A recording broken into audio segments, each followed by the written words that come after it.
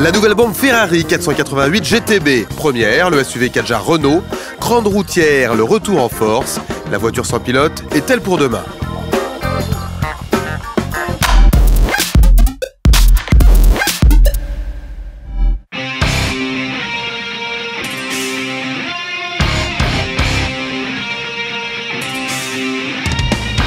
Le nouveau cheval cabré s'appelle 488 GTB. Dévoilé en première mondiale à Genève, ce bolide est le nouveau fleuron Ferrari, en remplaçant la 458 Italia.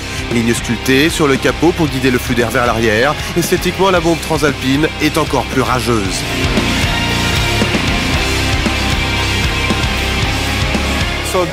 Ce nouveau modèle Ferrari est le modèle le plus aérodynamique que l'on ait jamais vu. Le design de la voiture a été entièrement revu pour obtenir ce résultat. 50% supplémentaire de force d'appui au sol sans augmenter la résistance.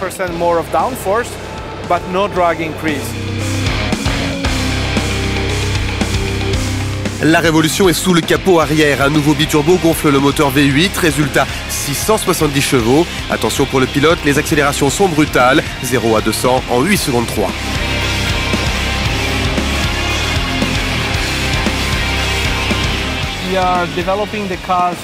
Nous avons développé ce véhicule afin que le cockpit se rapproche de celui d'un avion de chasse qui entoure le pilote. Les sièges ont été conçus pour une forte accélération. Ainsi, le conducteur peut se concentrer uniquement sur la route.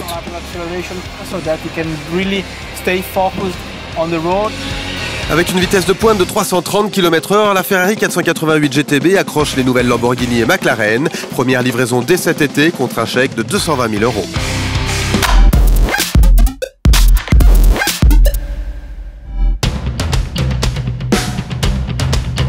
Un petit goût d'aventure chez Renault au nom de Kadjar, premier SUV compact du Losange. Basé sur la plateforme de son cousin, le Nissan Qashqai, Kadjar est plus imposant, 4,45 m, et reprend le style avant très apprécié du Captur. Avec un petit plus, la nouvelle signature en forme de C des phares LED. C'est d'abord un style, une attractivité avec un design tout à fait séduisant, et toutes les enquêtes nous ont confirmé que le public adhérait finalement à ce style. La deuxième chose, c'est qu'elle a un niveau de finition intérieur et extérieur qu'on a voulu au-dessus du marché. On a beaucoup travaillé sur la qualité perçue à l'intérieur de ce véhicule. Disponible en 2 ou 4 roues motrices, Kadjar arrive sur le marché très concurrentiel des SUV compacts. Pour s'imposer, Renault espère devenir la nouvelle référence technique. Puis il a un niveau de consommation CO2 qu'on a voulu également optimisé, puisque vous aurez des versions de Kadjar qui feront moins de 100 grammes, 99 grammes de CO2, et ça c'est une vraie performance. Un bloc essence et 2 diesels sont disponibles, de 110 à 130 chevaux, très économique, 3,8 litres au 100 annoncé, un record pour la catégorie.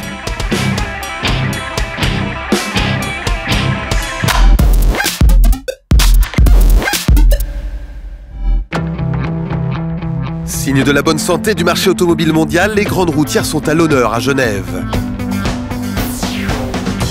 Le nouveau CLA Shooting Brake Mercedes sous comment se rendre à votre partie de chasse en classe premium. C'est très spacieux, spécialement pour les passagers à l'arrière. Le plafond de ce modèle est plus haut, de 4 cm. Mais la catégorie des routières n'est pas réservée aux marques premium. Skoda dévoile en première mondiale son vaisseau amiral, la superbe 3e génération basée sur la plateforme de sa cousine, la Passat. Le nouveau design de chez Skoda est très particulier. Et la Superbe a une forme vraiment typique mais qui offre beaucoup d'espace, avec un excellent rapport performance-prix dans sa classe. La nouvelle Ford Mondeo est également rallongée 4,87 m et adopte un look plus sportif avec son pavillon chutant à l'arrière.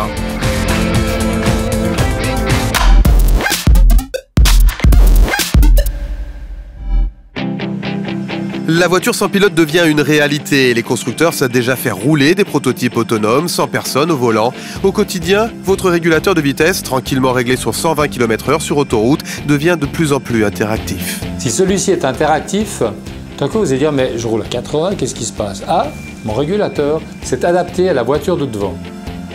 Les systèmes les plus modernes sur les dernières voitures qui arrivent peuvent même aller jusqu'à l'arrêt complet et ensuite la voiture redémarre toute seule. Ça veut dire que vous ne touchez plus les gaz. Radars, caméras, lasers installés un peu partout dans les voitures prennent le pouvoir. Ils pilotent automatiquement le parquage, le freinage d'urgence, mais aujourd'hui le conducteur reste indispensable pour la loi. S'il y a un accident, le constructeur se dégagera de toute responsabilité, c'est le conducteur qui sera responsable. Donc, il y a des limites à ce rêve de la voiture autonome. Quelle est votre voiture préférée du salon? Un grand sondage est lancé sur notre page facebook.com/salonautogenève. Cliquez sur photo, album, première de rêve et likez votre coup de cœur.